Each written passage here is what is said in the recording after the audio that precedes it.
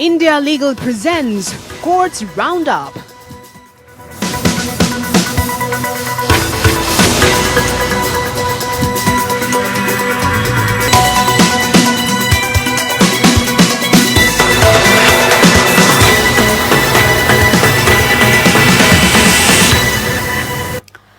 नमस्कार, मैं हूं आपके साथ पूजा कविया गोमा। कोर्ट्स राउंडअप में आप सभी का स्वागत है। इस बुलेटिन में अगले आधे घंटे हम आपको कोर्ट से जुड़ी तमाम छोटी बड़ी खबरों से रूबरू करवाएंगे। कोर्ट की कार्यवाही और सुप्रीम कोर्ट से लेकर हाई कोर्ट और लोअर कोर्ट तक के फैसलों को आपके सामने रखेंगे। आगे बढ़ने से पहले डाल लेते हैं नजर हेडलाइंस पर। महाराष्ट्र को नहीं मिलेगा ओबीसी जनसंख्या आंकड़ा, सुप्रीम कोर्ट ने महाराष्ट्र सरकार की याचिका की खारिज। कहा, आरक्षण बिना जरूरी आंकड़े जुटाई दी गई, अब ओबीसी सीटों पर जनरल कैटेगरी में चुनाव होंगे।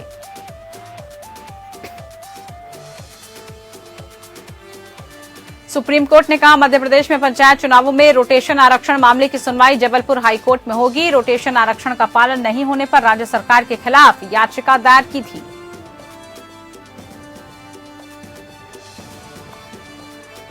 दिल्ली हाईकोर्ट ने उपहार कांड दोषी अंसल बंधुओं को मिली सजा को निलंबित करने की मांग वाली याचिका पर सुनवाई की। दिल्ली पुलिस को नोटिस किया जारी।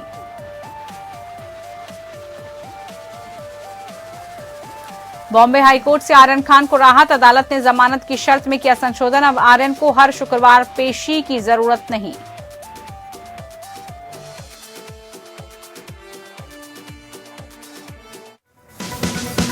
India Legal presents Courts Roundup.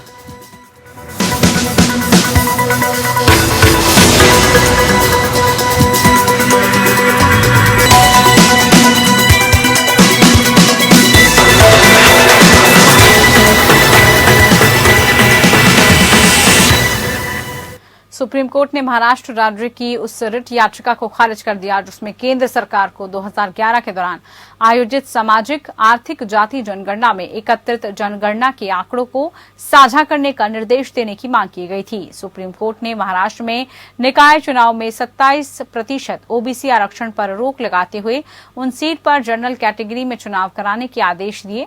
सुनवाई के दौरान केंद्र ने कहा कि आंकड़ा त्रुटिपूर्ण है, इस्तेमाल करने लायक नहीं है। राज्य सरकार ने स्थानीय निकाय चुनावों में अन्य पिछड़ा वर्ग आरक्षण लागू करने के लिए जनगणना डेटा की मांग की थी।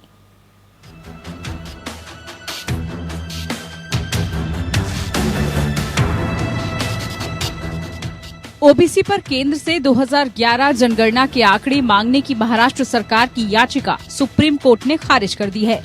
सुप्रीम कोर्ट ने कहा है कि जब केंद्र सरकार ने कहा है कि ये डेटा अनुपयोगी है और गलतियों से भरा है तो राज्य सरकार की इस याचिका पर विचार नहीं किया जा सकता। सुप्रीम कोर्ट ने महाराष्ट्र सरकार को झटका देते हुए ओबीसी आरक्षण के लिए केंद्र का जातिगत जनगणना डाटा सरकार को देने से इनकार कर दिया।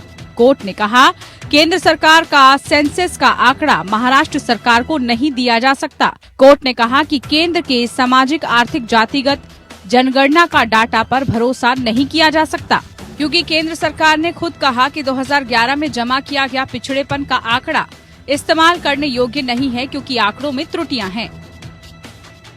इस याचिका के जवाब में केंद्र के सामाजिक न्याय और अधिकारिता मंत्रालय के एक हलफनामे में सुप्रीम कोर्ट से कहा कि संचालन संबंधी कठिनाइयां इतनी अधिक हैं कि एक गंभीर खतरा है कि जनगणना के आंकड़ों की बुनियादी अखंडता से समझौता किया जा सकता है और मौलिक जनसंख्या गणना स्वयं विकृत हो सकती है। केंद्र सरकार ने अपने हलफनामे में कहा है कि एससी और एसटी पर जनगणना के आंकड़ों के संग्रह के लिए जनादेश के विपरीत ओबीसी, बीसीसी की जनगणना के आंकड़े प्रदान करने के लिए रजिस्ट्रार जनरल और जनगणना आयुक्त भारत के लिए ऐसा कोई संवैधानिक आदेश नहीं है। सुप्रीम कोर्ट ने महाराष्ट्र सरकार की केंद्र सरकार के द्वारा जमा किया गया 2011 जनगणना का आंकड़ा राज्य सरकार को दिए जाने की मांग वाली याचिका को खारिज कर दिया है। हालांकि अभी सुप्रीम कोर्ट में ये मामला लंबित है कि महाराष्ट्र में होने वाले निकाय चुनाव में ओबीसी को आरक्षण मिलेगा या नहीं। सुप्रीम कोर्ट के डाटा में नहीं दिया जाने के फैसले का इस मामले पर सीधा असर पड़ेगा। दरअसल महाराष्ट्र सरकार ने केंद्र से 2011 के आंकड़े दिए जाने की मांग करते हुए प्रदेश सरकार से कहा था कि केंद्र के इस डाटा के आधार पर निकाय चुनाव में ओबीसी को आरक्षण दिया जा सके। सुप्रीम कोर्ट ने महाराष्ट्र में निकाय चुनाव में 27% ओबीसी आरक्षण पर रोक लगाते हुए उन सभी पर जनरल कैटेगरी में चुनाव होंगे। सुप्रीम कोर्ट ने 27% आरक्षण की अधिसूचना रद्द करते हुए महाराष्ट्र में पंचायत चुनाव में 27% आरक्षण पर रोक लगाई। कोर्ट ने कहा कि महाराष्ट्र सरकार ने ये आरक्षण बिना जरूरी आंकड़े जुटाए आरक्षण दे दिया गया था। कोर्ट ने इससे जुड़े सभी मामले यदि किसी हाई कोर्ट में हो तो उसकी सुनवाई सुप्रीम कोर्ट में होगी। इस मामले पर 17 जनवरी को अब अगली सुनवाई होगी। Bureau report. तो इधर सुप्रीम कोर्ट ने कहा कि प्रवर्तन निदेशालय को अंधाधुंध तरीके से इस्तेमाल करने से prevention of money laundering act 2002 या पीएमएलए पर असर पड़ेगा। प्रधान न्यायाधीश एनवी रमन्ना और जस्टिस एएस बोपन्ना और हेमा कोहली की बेंच ने steel company Usha Martin limited द्वारा एकल न्यायाधीश झारखंड उच्च न्यायालय के एक आदेश के खिलाफ दायर एक अपील पर सुनवाई करते हुए ये टिप्पणी की थी।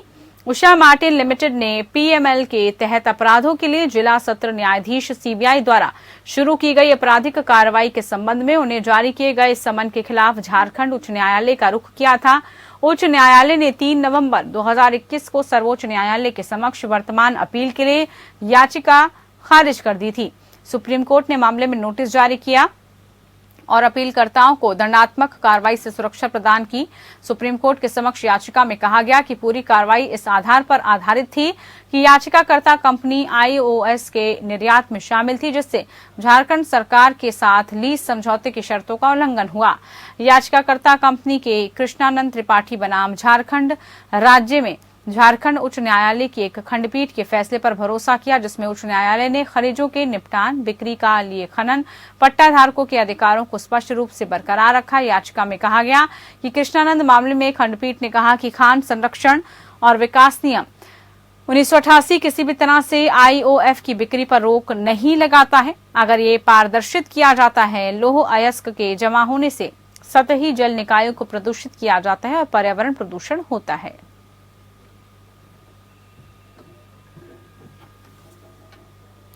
इधर मध्य प्रदेश में पंचायत चुनावों में रोटेशन आरक्षण से संबंधित कांग्रेस नेता सैयद जफर द्वारा दायर याचिका को सुप्रीम कोर्ट ने जबलपुर उच्च न्यायालय में वापस भेज दिया। सुप्रीम कोर्ट ने सैयद जफर और जया ठाकुर की याचिका पर सुनवाई करते हुए बुधवार को जबलपुर हाईकोर्ट के मामले की सुनवाई 16 दिसंबर को करने का निर्देश दिया। शीर्ष अदालत ने 5वीं सुनवाई पर यह फैसला दिया है। इस याचिकाकर्ताओं में पंचायत चुनावों में रोटेशन आरक्षण का पालन नहीं करने के लिए राज्य सरकार के खिलाफ याचिका दायर की थी। सैयद जफर द्वारा दायर याचिका को महाराष्ट्र की उन याचिकाओं के साथ जोड़ा गया था जो पंचायत चुनावों में ओबीसी अन्य पिछड़ी जाति कोटा लागू करने से संबंधित थी। याचिका को जबलपुर उच्च न्यायालय के भेजे जाने के बाद सैयद जफर ने कहा कि उन्होंने अनुसूचित जाति में पंचायत अधिनियम की धारा 243 का उल्लंघन किया। जफर ने कहा, सुप्रीम कोर्ट ने कहा है कि ये फैसला हाई कोर्ट को करना है कि पंचायत चुनाव 2014 या 19 के आरक्षण और परिसीमन के आधार पर होंगे या नहीं।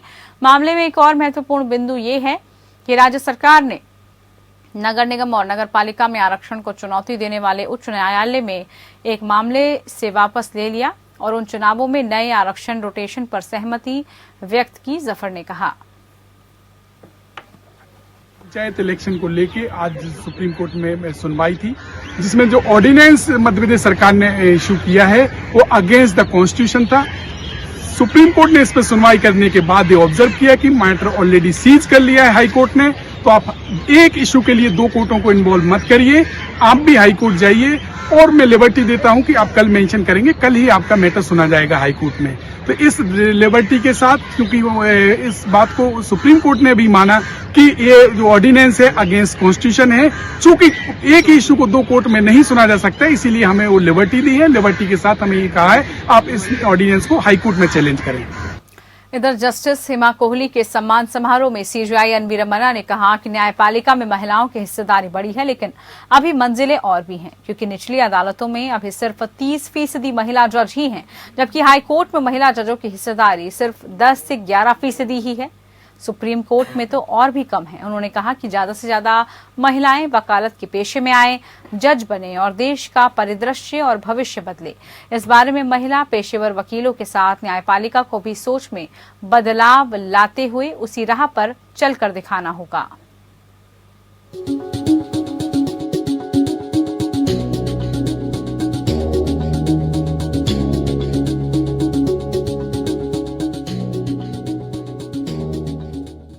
प्रधान न्यायाधीश एनवी रमन्ना ने न्यायपालिका में महिलाओं की अधिक से अधिक हिस्सेदारी के लिए अपनी प्रतिबद्धता दोहराई है।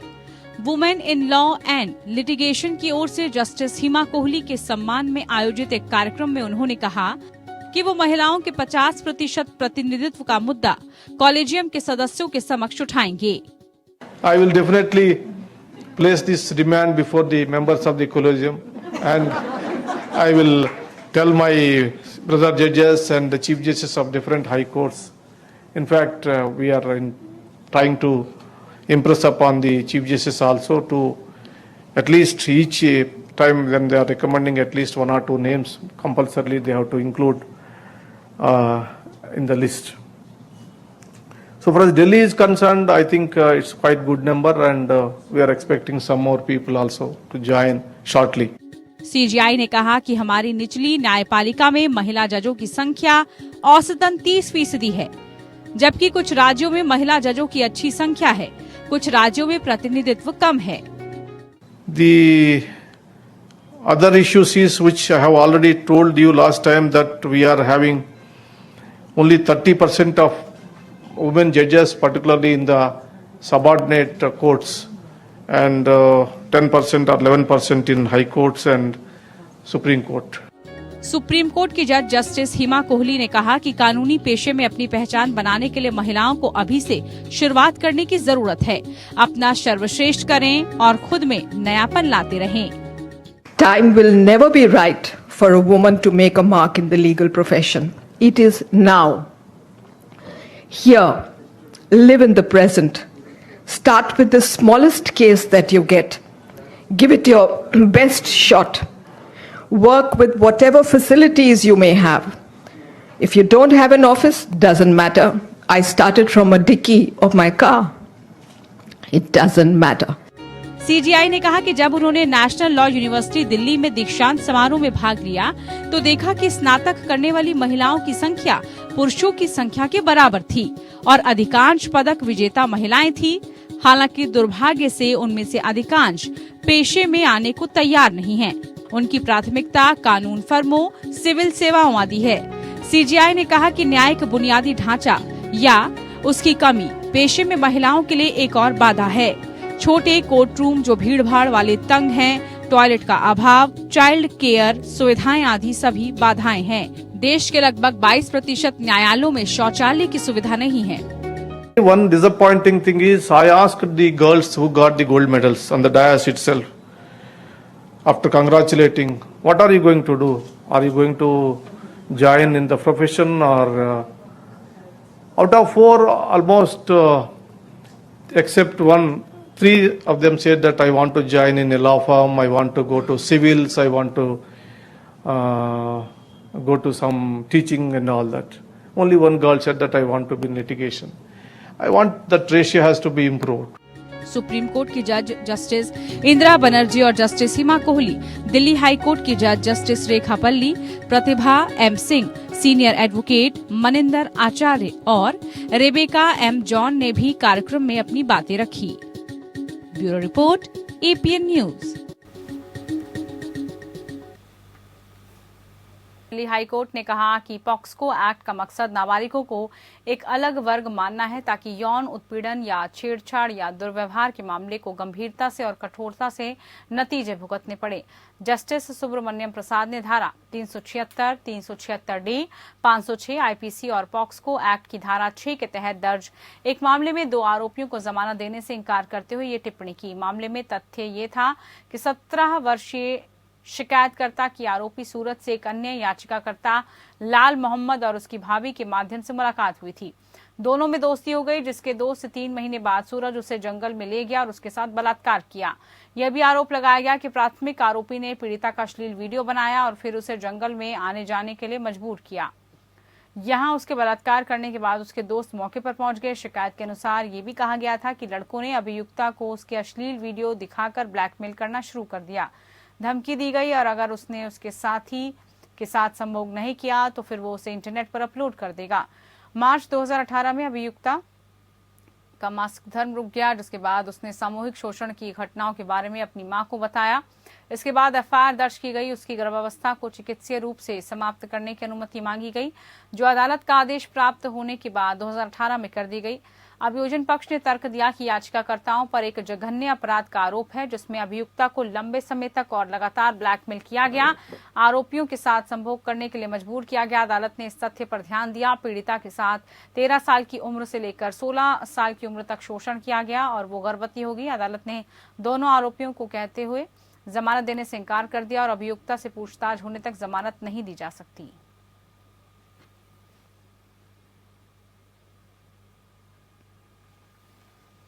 दिल्ली हाईकोर्ट ने मंदिरों के निर्माण या मरम्मत के लिए मुगल शासकों द्वारा रियायतें देने की नीतियों से संबंधित 12वीं कक्षा की इतिहास की किताब में एनसीईआरटी द्वारा प्रकाशित सामग्री को चुनौती देने वाली याचिकाकर्ता को फटकार लगाई। मुख्य न्यायाधीश डीएन पटेल और न्यायमूर्ति ज्योति सिंह खंडपीठ ने शुरुआत में टिप्पणी की, हम सरकार की वर्तमान नीतियों को तय करने में असमर्थ हैं और आप शाहजहां और औरंगजेब की कुछ नीतियों में त्रुटि की ओर इशारा कर रहे हैं। क्या इसे तय करना हाईकोर्ट का काम है? याचिकाकर्ता संजीव वकील ने अधिवक्ता हितेश बैसला के माध्यम से एनसीईआरटी के खिलाफ एक जनहित याचिका दायर कर हाईकोर्ट का दरवाजा खटखटाया था। ये प्रस्तुत किया गया था कि कक्षा 12वीं की एनसीईआरटी की इतिहास की पुस्तक में भारतीय इतिहास के विषय शीर्षक वाले एक अध्याय में उल्लेख किया गया है कि जब युद्धों के दौरान मंदिरों को नष्ट कर दिया गया था, तब भी मरम्मत कार्यों को करने के लिए तत्कालीन शासकों द्वारा अनुदान जारी किया गया था।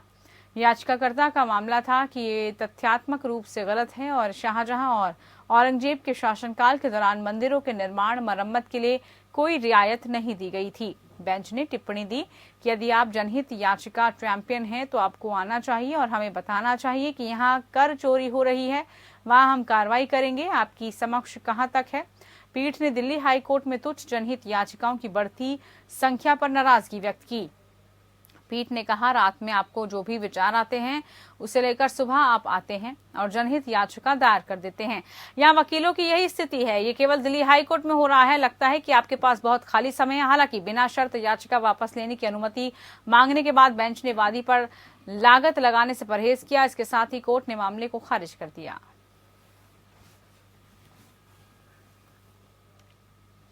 वहीं बॉम्बे हाईकोर्ट ने आर्यन शाहरुख खान द्वारा दायर आवेदन को मंजूरी दे दी। इसमें हर शुक्रवार को नारकोटिक्स कंट्रोल ब्यूरो के समक्ष पेश होने की जमानत की शर्त पर संशोधन की मांग की गई। न्यायमूर्ति नितिन सांभरे ने कहा कि आर्यन खान को निर्देश दिए जाने पर एसआईटी दिल्ली के समक्ष उपस्थित होना होगा, बशर्ते 72 घंटे पहले नोटिस किया गया हो।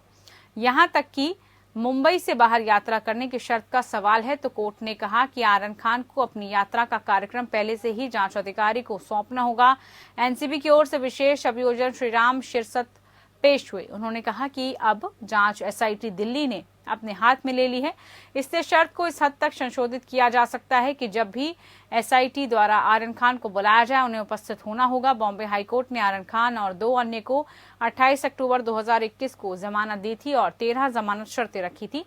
आर्यन खान की याचिका में कहा गया कि उनकी जमानत की शर्त में ढील दी जा सकती है क्योंकि क्रूज शिप ड्रग्स केस अब दिल्ली में एनसीबी द्वारा गठित एक विशेष जांच दल को स्थानांतरित कर दिया गया है। उन्होंने एनसीबी कार्यालय में अपनी उपस्थिति को चिन्हित करने के लिए भारी मीडिया उपस्थिति के कारण उनके सामने आने वाली कठिनाइयों का हवाला दिया।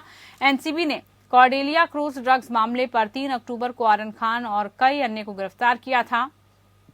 आर्यन खान के पास से कुछ भी बरामद नहीं हुआ था। उसके दोस्त अरबाज मर्चेंट के पास से कथित तौर पर 6 ग्राम चरस और धमेचा के पास से 5 ग्राम हशीश बरामद हुई थी। इन पर एनडीपीएस की अधिनियम धारा 8C, 20B और 27, 28, 29 और 35 के तहत मामला दर्ज किया गया था।